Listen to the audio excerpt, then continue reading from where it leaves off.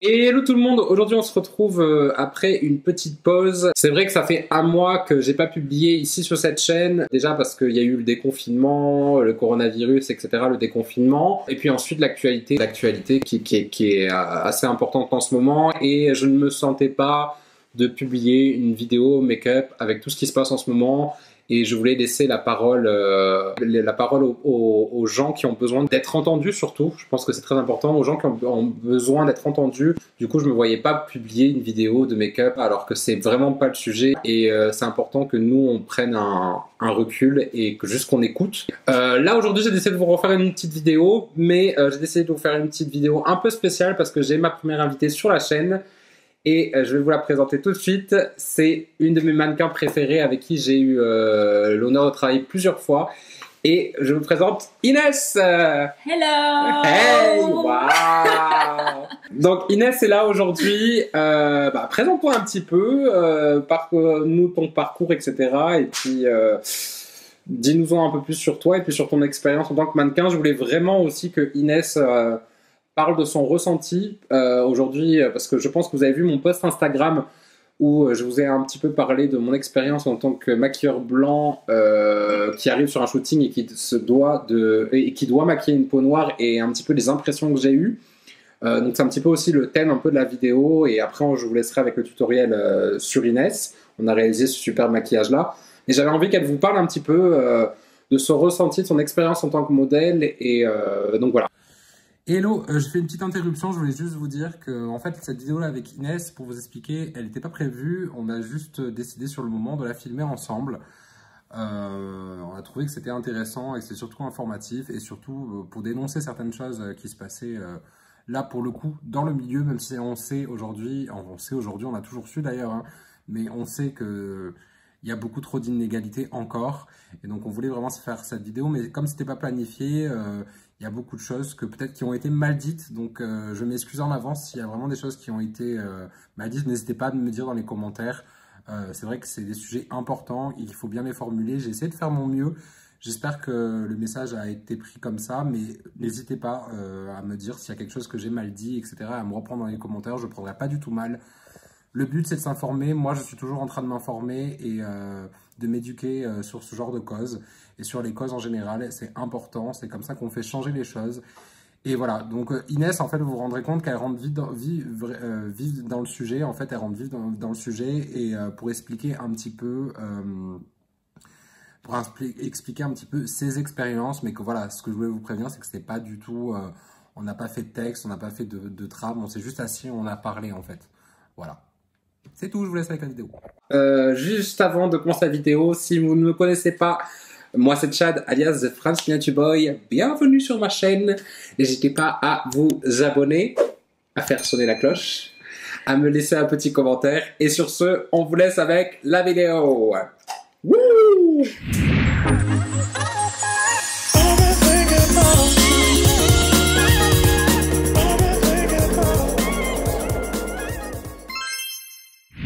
Bonjour, je m'appelle Inès, donc je suis dauphine du concours Miss Beauté de Londres, enfin, deuxième dauphine du concours Miss Beauté de Londres depuis maintenant quelques mois, ça fait un an au mois de novembre. Donc un concours qui accepte toutes les femmes à partir de 18 ans, il n'y a pas de critères, couleur de peau, forme, tout ce que vous voulez. Mais avant, je cherchais une agence de mannequinat, et par exemple une fois avec ma sœur qui est mannequin, on s'est retrouvés dans une agence de mannequinat et la dame est arrivée, donc elle me regarde et elle me dit bah on ne cherche pas de mannequin en ce moment.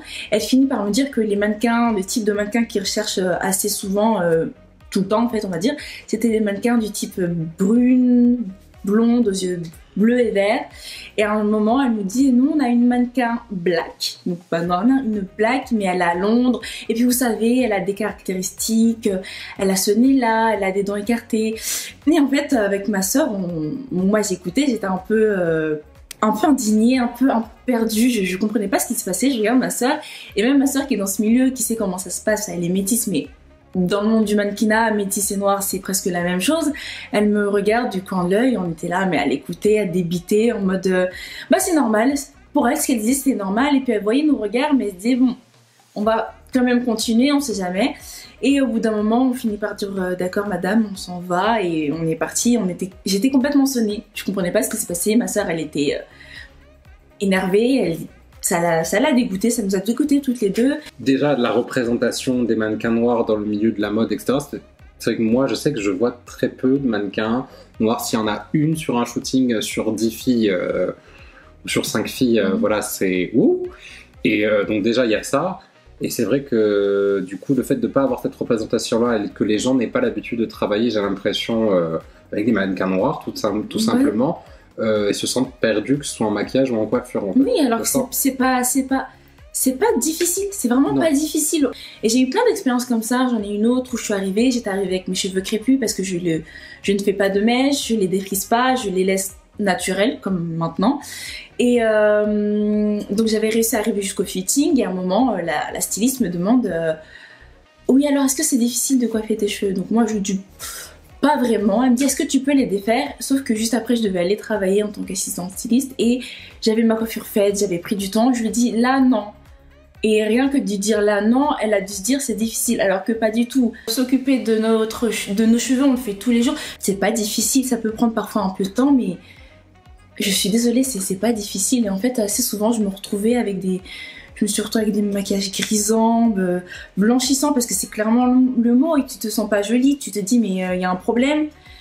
Parfois, quand c'est à répétition, tu te dis mais c'est peut-être de ma faute, peut-être qu'en fait, bah non, je suis pas faite pour être maquillée. Bah ma peau, elle est difficile à maquiller. Tu sais, moi pour vous expliquer, à l'école, je me rappelle que l'école que j'ai fait, on avait fait, c'est la première chose qu'on me dit à l'école. Alors j'ai pas fait toutes les écoles, j'en ai fait qu'une seule, à Paris. Moi, je me rappelle très bien qu'on nous a dit, on a eu 1 ou 2 cours dans l'année sur les peaux noires exclusivement, et c'était les peaux noires, c'est compliqué. Alors c'est vrai que moi personnellement, du coup, comme j'ai entendu ça, ça m'a permis de faire encore plus attention et d'apprendre.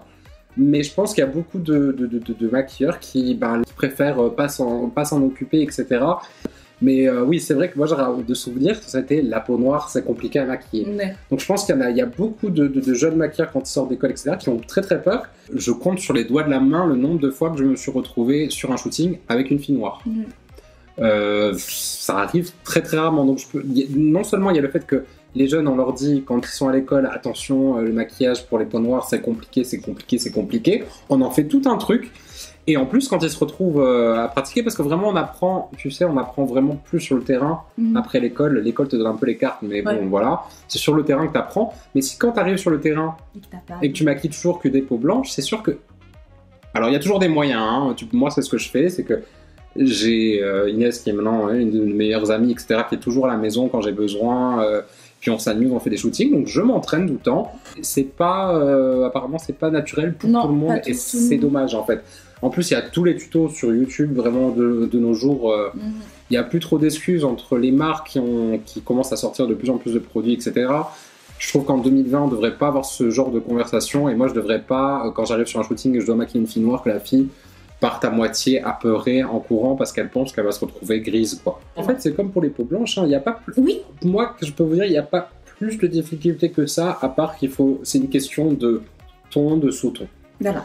Une fois que tu as compris ça, et de savoir, et de regarder la couleur qui est en face de toi, de l'analyser, de comprendre, de pas aller trop clair, mais on fait exactement la même chose sur les peaux blanches. C'est pour ça que je trouve que c'est un peu affligeant qu'en 2020, beaucoup de maquilleurs sachent toujours pas faire ça, parce que c'est exactement la même chose sur les peaux blanches, puisque les peaux blanches, tu la blanchis, elle est plus... Enfin, c'est le même... C'est le même concept. C'est dommage que on ait un monde avec de la diversité et qu'il n'y ait qu'un type de peau qui soit représenté. Il y en a beaucoup qui ne se sentent pas représentés malheureusement, et parce qu'en 2020, bon, prendre une mannequin noire sur 10 mannequins, c'est plus suffisant en fait, ça marche plus en fait. Non. De juste prendre une mannequin noire, je pense que juste pour faire, on fait genre, on a le quota. La voici, voilà. Parce que moi j'ai d'autres amis qui m'ont dit, on m'a dit, non, c'est bon, on a déjà une mannequin noire, c'est bon, on a notre quota, genre, voilà. Ouais. C'est un vrai problème, hein. Malgré justement le fait que tout est à portée de main pour s'éduquer. On voit encore beaucoup de choses qui ne devraient pas arriver en 2020. Ouais. Du coup, sur quelle sur cette note-là. Waouh! Non, mais je pense que Non, c'est mais important d'en parler, etc. c'est très important. Et de donner la voix, etc. Je te remercie énormément d'être venu aujourd'hui sur ma chaîne pour parler de tout ça et pour faire ce petit maquillage ensemble, comme d'habitude. Je vous invite à rejoindre sa page Instagram si vous ne la suivez pas, qui est Ines.lulendo. Oh, pardon. Ines.lulendo. voilà. Et de toute façon, je pense que si vous êtes sur Instagram, vous l'avez déjà vu plusieurs fois sur mon Instagram. Et maintenant, je vais vous laisser. On va passer sur ce tutoriel que j'ai fait. On s'est plus centré sur le train. Alors, je vous ai fait un petit smokey eye sur les yeux, etc. Et voilà, ça va être en voix off. Donc, merci Inès encore 1000 fois d'être venue. Et je vous laisse avec la vidéo. Bye. Du coup, je commence par les yeux comme sur beaucoup de mes maquillages. Et là, j'utilise un paint pot de chez MAC qui va me servir de base pour mes fards à paupières. Donc je l'applique sur tout l'ensemble de la paupière jusqu'au sourcil. C'est important, je pense, de pas trop aller de façon très claire avec la base, de pas prendre une base blanche, surtout quand vous maquillez, vous travaillez avec une peau noire, parce que comme pareil pour le teint, ça peut tendance à griser. Là, on voit déjà que la base est à un sous-ton beaucoup plus froid que sa peau naturelle. Là, vous verrez que ça fonctionne. Cela dit, il faudrait pas aller beaucoup plus clair que ça. En général, on peut aussi aller avec un anti-cerne. Moi, je trouve que les anti-cernes sont un peu plus gras et donc du coup, les fards ont tendance à moins tenir sur la longueur. Donc, moi, j'aime beaucoup ces paint pots là. Et puis, c'est vrai qu'ils ont juste assez de couvrance et d'adhésion pour la suite de mes fards. Une fois que j'ai fait ça, j'utilise une palette de chez Tattoo Beauty et je vais commencer par la couleur la plus foncée. Je vais appliquer d'abord du noir que je vais appliquer sur les coins externes de la paupière d'Inès. J'en profite aussi pour vous dire que c'est très important quand vous maquillez avec une peau noire de choisir une palette qui possède des couleurs, que ce soit de transition ou des couleurs pour ajouter de la profondeur au regard, qui soient suffisamment foncées, parce que toutes les palettes ne sont pas égales. Et les couleurs de transition que vous pouvez utiliser sur une mannequin blanche, etc., ne fonctionneront pas sur une peau noire.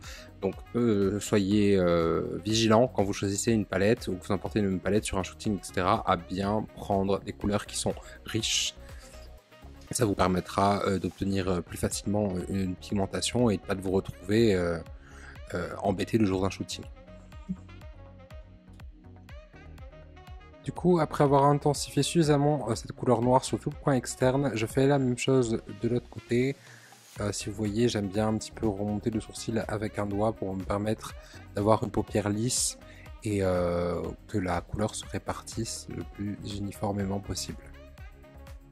Pour le moment, je me contente de tapoter. Comme je vous ai déjà montré dans les précédentes vidéos, je tapote, j'applique la couleur.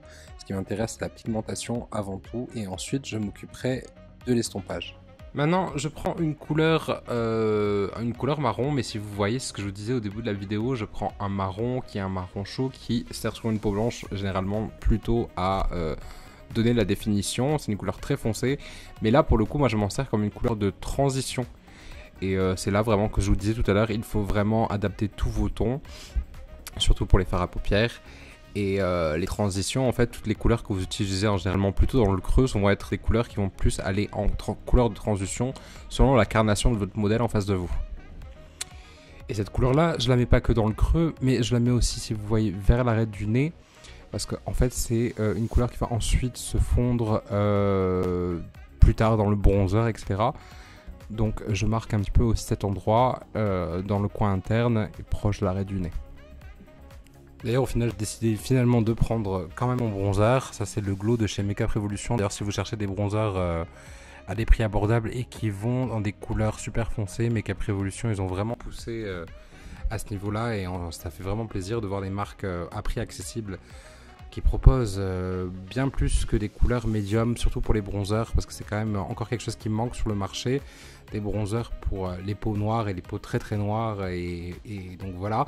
Donc là au final je me suis dit que en fait j'allais aller directement au bronzer, ce que je fais généralement pour fondre un petit peu et pour qu'ensuite ça se fonde dans le nez, etc. Maintenant, comme je vous ai dit, j'allais faire quelque chose de très simple, mais je voulais quelque chose quand même qui a un petit peu un impact. Je prends un fard à paupières liquide.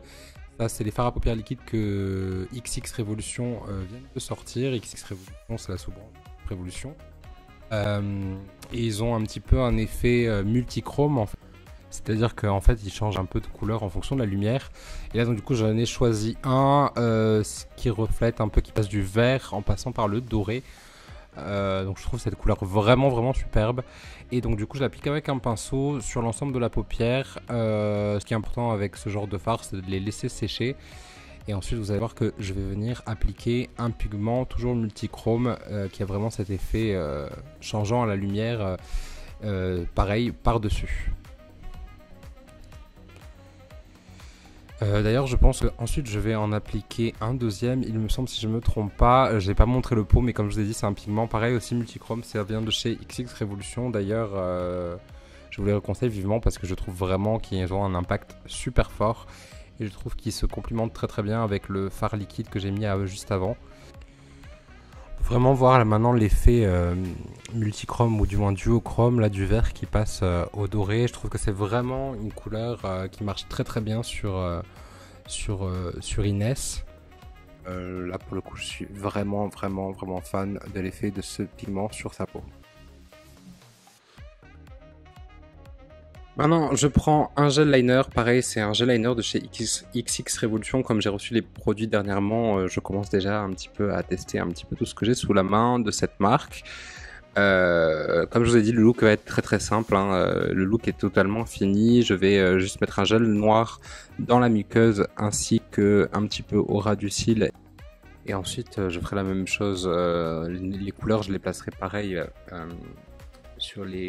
au ras du cil inférieur, un peu de mascara et une paire de faux cils, et pour les yeux ce sera tout pour ce make-up.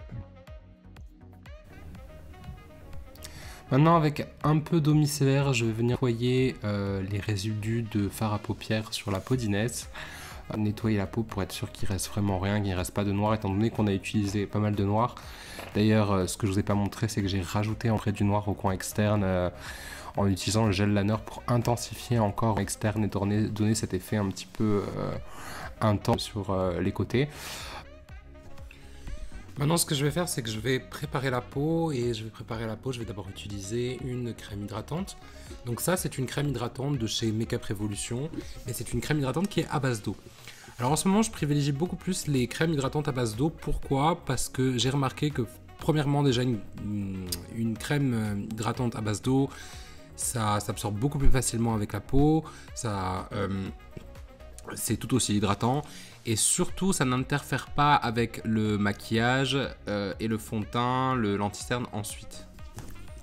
Parce que j'ai déjà remarqué dans le passé qu'en utilisant une crème plus épaisse, comme par exemple, je vous donne un exemple, la Charlotte Tilbury, qui est une crème superbe, le problème c'est qu'elle est beaucoup plus épaisse. Et si vous avez le malheur de mal la faire pénétrer à un endroit dans la peau, etc., il faut attendre aussi qu'elle s'imprègne bien, etc. Et si vous allez directement avec le fond de teint, vous pouvez rencontrer des problèmes avec ce genre de crème hydratant. Le fond de teint ne tient pas aussi bien, etc. Donc c'est pour ça que je préfère maintenant privilégier des crèmes hydratantes à base d'eau.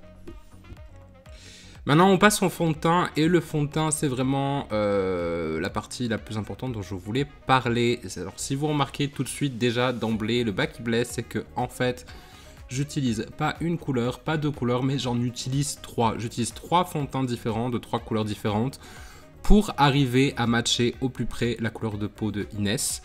Tout simplement parce que j'ai énormément de fond de teint malgré tout, et malgré tout vous rencontrerez toujours quelqu'un vous n'aurez pas la bonne teinte de fond de teint. Un fond de teint ça ne suffit pas en général, parfois vous avez la chance, vous avez la bonne teinte qui va avec la bonne personne. Cela dit, dans les trois quarts du temps, il faut mixer, il faut faire des mélanges. Donc moi je fais des petits mélanges sur une petite plaque en métal comme ça, hein, et ensuite j'applique au pinceau. Alors là j'ai utilisé au pinceau, en général j'utilise un beauty blender, mais là c'est vrai que je me suis mis au pinceau dernièrement pour faire le teint, donc bon, voilà. Mais vraiment c'est, vous voyez là le fond de teint, le mélange que j'ai fait, c'est ce qui se rapproche le plus de sa couleur. On est vraiment au plus près par rapport au cou, par rapport à son visage. Et c'est ça qui est vraiment important. Ne vous contentez pas juste de prendre un fond de teint et le plus proche en disant bon tant pis c'est trop foncé, c'est trop clair, mais c'est à peu près ça. Si vous avez plusieurs dans des couleurs similaires, avec des sous-tons différents, etc., faites des mélanges. Prenez le temps de mélanger parce que c'est vraiment ça qui vous fera un teint réussi sur votre modèle et votre modèle se sentira bien.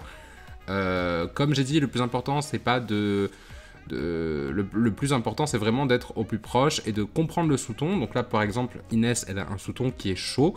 Donc il fallait vraiment arriver à obtenir ce sous-ton. Et parfois, vous vous retrouvez avec des fonds de teint, surtout pour les peaux noires, où les sous-tons sont soit trop chauds, trop rouges, soit il y a trop de jaune, soit... Vous voyez ce que je veux dire? Donc il faut customiser au possible pour se rapprocher le plus de la couleur de peau de la mannequin. Je voulais préciser aussi que mixer ces fonds de teint, non seulement ça a l'avantage de se rapprocher le plus possible de la couleur de peau de la modèle que vous avez en face en les mélangeant, d'avoir le bon ton, etc. Mais aussi ça permet de customiser aussi la texture du fond de teint, l'effet du fond de teint. Parce que par exemple là j'ai utilisé le Pro Filter, j'en ai utilisé 3, mais j'ai utilisé spécialement le Pro Filter de chez Fenty Beauty que je trouve un peu trop mat à mon goût, et j'ai utilisé un autre fond de teint de chez Makeup Revolution qui est le Conceal and Hydrate. Le Conceal and Hydrate, il est un petit peu trop hydratant, donc le fait de customiser les deux, ça me permet d'obtenir un juste milieu en fait, entre ni trop mat, ni trop hydratant, et je trouve que c'est aussi un avantage en plus d'avoir la couleur au plus proche de la mannequin. Maintenant, je vais utiliser un anti-cerne, encore un anti-cerne de chez Makeup Revolution, c'est un anti-cerne, un correcteur en fait plutôt qui est orange. Alors j'aurais pu faire ça aussi en dessous du fond de teint, comme le fond de teint est déjà chaud, etc., ça me corrige un petit peu, mais je voulais là en rajouter un petit peu. Le color correcteur, ça sert à quoi? Ça sert à corriger, surtout le orange. Le orange sert à corriger toutes les teintes bleutées ou les teintes sombres que vous pouvez retrouver, les taches de soleil, etc. sur les peaux noires. Donc là, par exemple, vous voyez, je concentre un petit peu ce correcteur autour de la bouche, parce que vous voyez vraiment qu'elle est un peu plus foncée autour de la bouche. Je pense que je vais faire aussi un petit peu autour du front. Enfin, tous les endroits où il y a besoin de corriger le côté sombre, le côté bleu du visage d'Inès, pour avoir un teint homogène en fait. Et donc c'est pour ça. Donc vous pouvez le faire en dessous du fond de teint en premier lieu. Moi là je l'ai fait par dessus parce qu'après de toute façon je vais venir avec de l'anti-cerne. Donc là j'estompe avec un petit pinceau. Si vous voyez quand même j'essaie d'en utiliser le très peu. Très peu. Comme je vous ai dit, j'ai déjà utilisé un fond de teint qui est chaud, qui a ce sous-ton orange, etc. Ça m'a aidé quand même déjà de base un petit peu à corriger les problèmes, les endroits un peu plus sombres, les taches de pigmentation, etc. Mais là vous voyez déjà rien qu'en estompant un petit peu, ça a éclairci autour de la bouche. Je vais faire aussi maintenant les cernes, parce qu'elle est un petit peu foncée à ce niveau-là. Mais allez-y avec peu de matière, essayez d'en mettre le très peu possible. Il n'y a pas besoin de barbouiller le visage d'anti-cerne de color correcteur pour arriver à un résultat impeccable. Là, je mets sur le dos de ma main et avec un pinceau, ça c'est un blending brush, hein, tout simple, un pinceau de base pour les yeux. Je vais appliquer en estompant le plus possible pour qu'il y ait le moins de matière possible tout en faisant ma correction. Maintenant que j'ai fait ça, je reviens en fait avec mon pinceau avec lequel j'ai utilisé le fond de teint, donc il y a un reste de matière dessus, et je vais venir tapoter par-dessus pour fondre encore plus ce correcteur orange avec le reste du fond de teint pour que ce soit beaucoup plus homogène. Ça me permet d'estomper encore plus. Et maintenant je vais venir avec un anti-cerne par-dessus une fois que ça c'est fait. Donc je prends vraiment le temps, si vous avez vu même pour l'application du fond de teint, je tapote plus que... je ne fais pas de frottement avec le pinceau, je tapote pour vraiment estomper la matière et pas enlever la matière, le fond de teint qui est en dessous.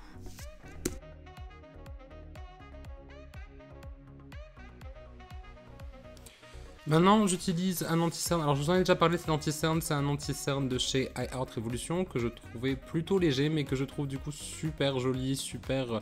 Inès n'a pas beaucoup de cerne, donc c'est vrai que j'ai pas besoin d'utiliser énormément d'anti-cerne sur elle. Je prends un anti-cerne donc de chez iHeart Revolution et j'utilise une teinte un peu plus claire pour illuminer sous les yeux.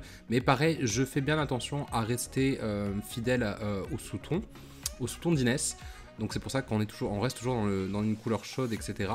Et je vais venir appliquer pareil avec un pinceau. Je commence au milieu, je place mes points, j'en mets pas 3 tonnes non plus, je suis pas fan de l'anti-cerne vas-y que je t'emplâtre trois couches sous les yeux pour pas que ça crise, pour pas que ça fasse une texture pas jolie sous l'œil. Et maintenant je vais venir estomper avec mon pinceau vers le bas. Je commence d'abord là où il y a le plus de matière et après je remonterai progressivement vers le dessous de l'œil pour qu'il y ait le moins de matière en dessous de l'œil. J'aime bien toujours faire des points lumineux un petit peu sur les côtés du visage. Ça permet, je trouve, d'illuminer et de lifter un petit peu le visage vers le haut. Donc ça c'est quelque chose que je fais assez régulièrement vu que l'anti-cerne est un peu plus clair. Donc du coup la lumière va taper à cet endroit-là. Maintenant, j'ai utilisé un stick, je ne me rappelle plus exactement la référence, c'est de chez Fenty Beauty, c'est stick un peu magnétique comme ça va me permettre de créer des ombres sur le visage d'Inès, de contourer un petit peu. Je pense que c'est pas la couleur la plus foncée que j'aurais pu prendre, mais je pense que j'en avais pas d'autres.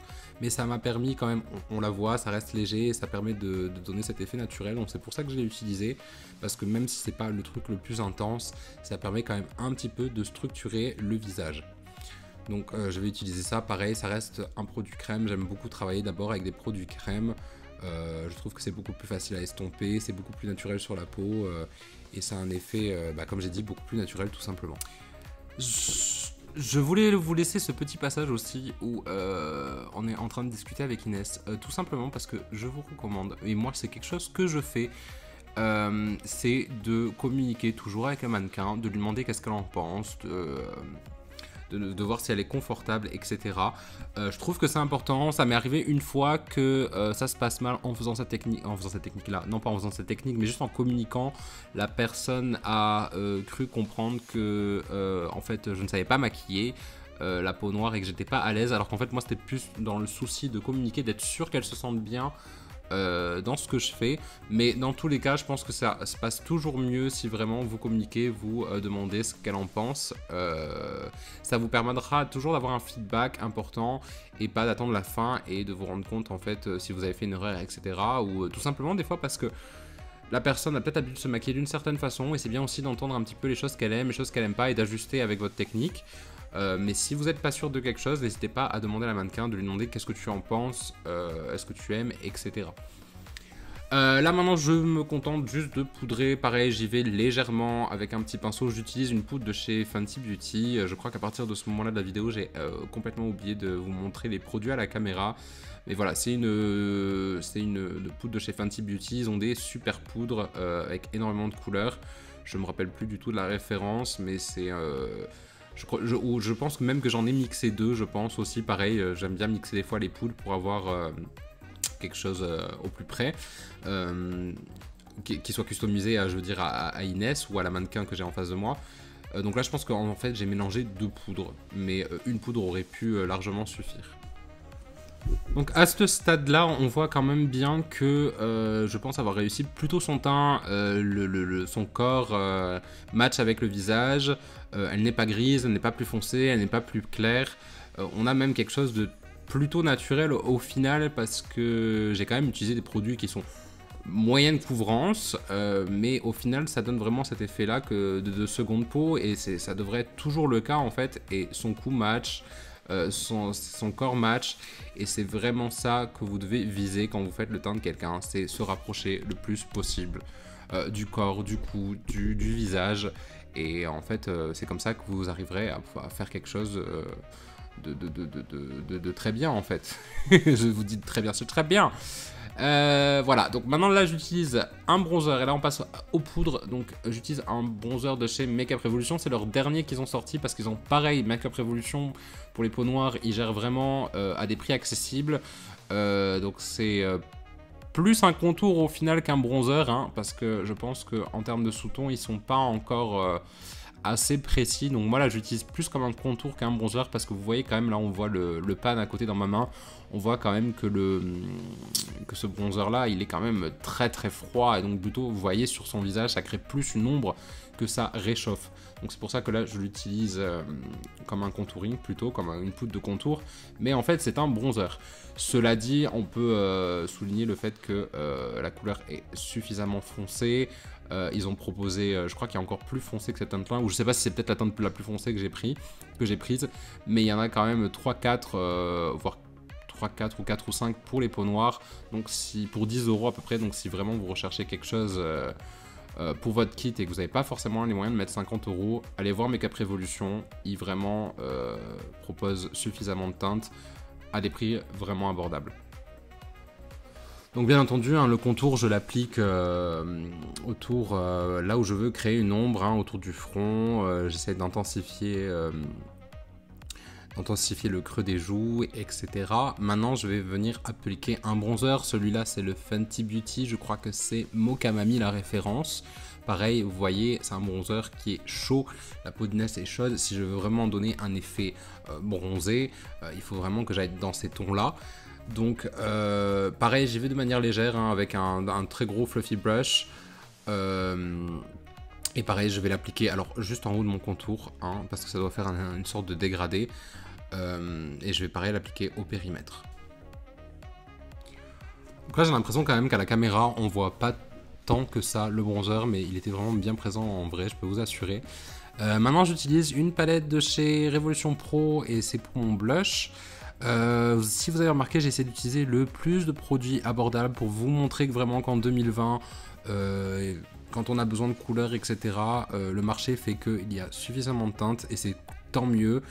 Et vous n'avez pas dépensé des fortunes pour avoir vos teintes, spécialement quand vous avez besoin de faire votre kit pour les peaux noires, etc. Il y a maintenant des marques comme Make Up Revolution où la palette coûte, je sais pas, 5-6 € et vous pouvez avoir un résultat tout à fait convenable, voire même très très bien.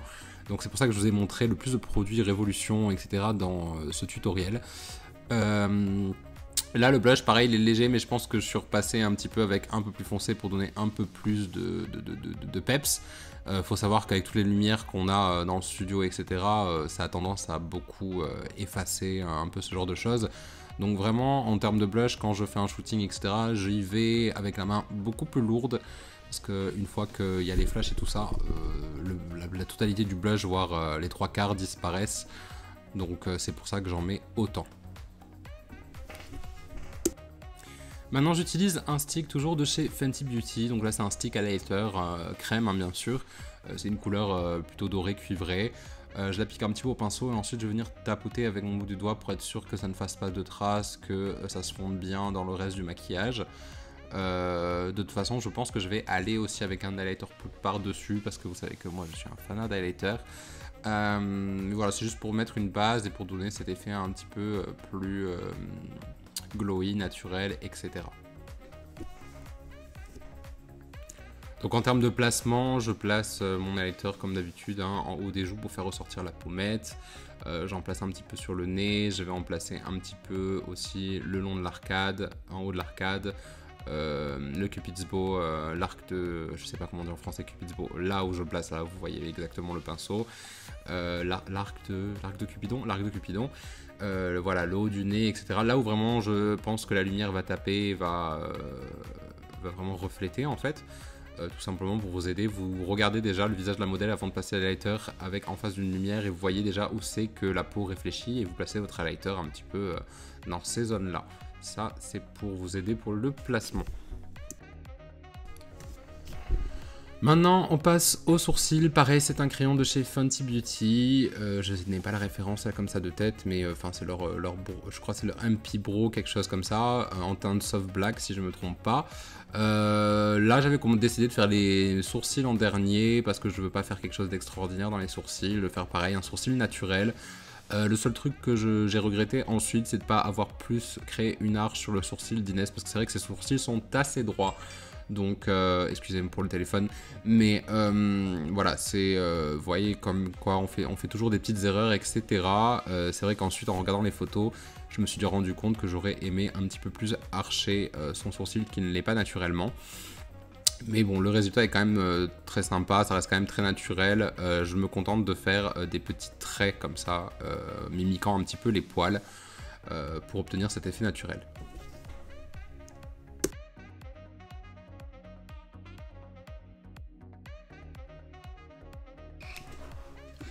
Maintenant je fais le dessous de l'œil, donc je suis un petit peu les couleurs, hein, clairement, hein, je reste dans le noir, dans le vert, etc. Je pense que je vais laisser le noir au coin externe du dessous de l'œil. Et ensuite je vais appliquer mon pigment que j'ai appliqué en haut, pareil en bas, en réfléchissant, en faisant un peu un effet miroir en fait, tout simplement. Comme j'avais dit, le look pour les yeux c'est un look qui reste très très simple. Maintenant je passe, comme je vous avais dit, avec un highlighter poudre. Alors j'ai ressorti cet highlighter qui est de chez LA Girl, ça s'appelle le Strobe Light, que j'aimais beaucoup à l'époque. Ça fait longtemps que je n'avais pas utilisé, donc pareil c'est une teinte un petit peu orangée. Le seul défaut que je trouve souvent dans les highlighters pour les peaux noires, c'est que ça ressemble plus à des fards à paupières que à des highlighters. C'est un petit peu la chose que je trouve dommage, parce qu'étant donné qu'ils mettent beaucoup plus de pigments, etc., c'est vrai que je trouve ça un peu plus épais sur la peau, un peu moins naturel. Donc c'est pour ça que là vous me voyez repasser avec mon pinceau blush pour essayer de fondre les deux. C'est vrai que c'est un défaut que j'ai remarqué souvent dans les highlighters pour peau noire. Maintenant, je passe un coup de spray, donc une brume, hein, ça c'est une brume de chez Anastasia Beverly Hills, c'est leur nouveau petit format, là ça sent la mangue, c'est super cool, c'est sympa, ça permet aussi de fondre, même si j'ai pas mis énormément de poudre, de fondre la poudre un petit peu dans la peau, que tout se mélange ensemble et donner cet effet de nouveau avec un peu plus d'éclat, un peu plus naturel. Et maintenant je vais venir faire un contour des lèvres, donc là c'est un crayon de chez MAC, c'est la couleur Chestnut que j'aime énormément quand je fais... Quand je fais des lèvres sur une peau noire. Avant j'avais vraiment la difficulté de trouver justement les nudes pour les peaux noires. Je galérais un petit peu, j'allais directement avec du orange pour être sûr de ne pas me planter et de pas me retrouver avec des lèvres trop grises.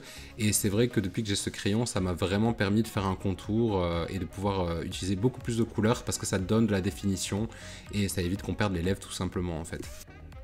Parce qu'encore une fois... un nude, c'est pas le même nude pour tout le monde, et souvent dans le commerce on trouve que des nudes qui sont faits pour les peaux claires, et ça ne va pas forcément aux peaux noires, voire pas du tout, à moins que vous utilisiez un contour, vous fassiez un dégradé avec un crayon qui se rapproche de la couleur de peau de votre modèle. J'arrête pas d'avoir le téléphone qui sonne pendant que j'enregistre, je suis désolé. Mais voilà, donc du coup, contour des lèvres, hyper important, surtout si vous voulez aller avec une couleur nude très pâle. C'est important la définition dans les lèvres.